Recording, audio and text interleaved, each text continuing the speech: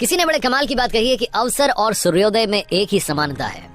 देर करने वाले हमेशा इन्हें खो देते हैं। कहानी है मनीष नाम के लड़के की, जो मिडिल क्लास फैमिली में पैदा हुआ, जो 12th क्लास तक टॉप करता जा रहा था। कमाल का बच्चा, पढ़ने लिखने में सबसे आगे।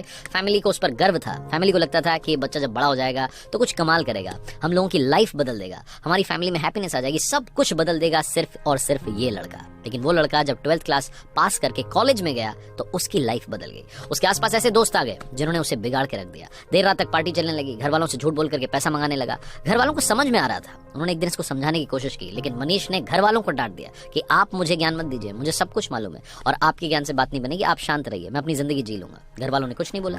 1 साल के बाद में जब रिजल्ट आया तो मनीष एक सब्जेक्ट में फेल हो गया, और जहां ये फेल होने वाली बात आई वहीं ये बात इसके ईगो को हर्ट कर गई कि जो लड़का 12th तक टॉप करता आ रहा था वो कॉलेज में जाते ही फेल कैसे हो सकता है। और ये जो फेल होने वाली बात थी इसके मन में, इसके दिमाग में इतना घर कर गई कि ये घर में बंद हो गया, एक कमरे में रहने लग गया, घर वालों से बात करना बंद कर दिया, दोस्तों के फोन उठाना बंद कर दिया, यहाँ तक कि बाहर आना जाना बंद कर दिया। मनीष धीरे धीरे डिप्रेशन का शिकार हो रहा था। ऐसा लग रहा था कि उसकी लाइफ में यहीं पर ही ब्रेक लग जाएगा, सब कुछ खत्म हो जाएगा।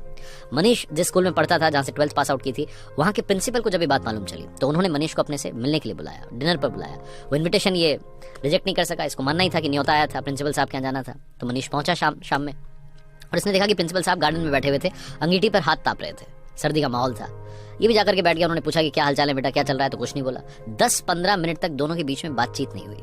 तो प्रिंसिपल साहब ने सोचा कि क्या अलग किया जाए। उन्होंने अंगीठी में से एक कोयले का टुकड़ा जल रहा था, उसको बाहर निकाला और धधकते हुए टुकड़े को मिट्टी में फेंक दिया। जैसे वो मिट्टी में फेंका, थोड़ी देर तो धधका, उसके बाद में बुझ गया। तब मनीष ने बोला कि सर ये आपने क्या किया, एक कोयले का टुकड़ा जो अंदर जल रहा था, धधक रहा था, हमें गर्मी दे रहा था, उसको बाहर मिट्टी में फेंक दिया, बर्बाद कर दिया। तो प्रिंसिपल ने कहा कि बर्बाद कहाँ कर दिया, कौन सी बड़ी बात हुई, वापस इसको ठीक कर देते हैं। उन्होंने उस कोयले के टुकड़े को उठाया मिट्टी में से और वापस लाकर के अंगीठी में डाल दिया। फिर से वो टुकड़ा थोड़ी देर बाद जलने लगा, गर्मी देने लगा। तो प्रिंसिपल ने पूछा कि बेटा कुछ समझ में आया। मनीष ने कहा नहीं। तो प्रिंसिपल ने कहा कि बेटा मैं यही समझाने के लिए तुम्हें यहाँ बुला रहा था, ये जो कोयले का टुकड़ा है ये तुम हो।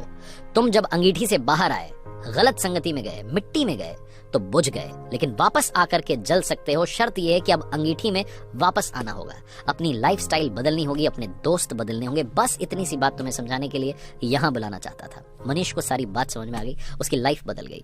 हम में से कई सारे लोग ऐसे हैं जो डिप्रेशन का शिकार हो रहे हैं सिर्फ और सिर्फ एक घटना की वजह से।